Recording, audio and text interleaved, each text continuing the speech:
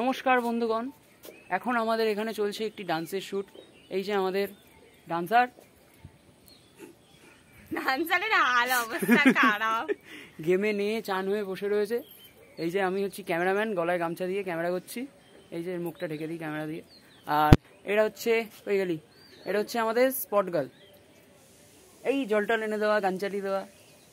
খুব ভালো কাজ করছো তুমি। তোমাকে আমি এই ক্যামেরাটা গিফট করতাম, কিন্তু দেবো না, কারণ এটা শ্যুট করতে হবে। বাহ। তো আমাদের এখন শুটিং চলছে। শুটিং ডান্সের চ্যানেলে নাম বলে দাও।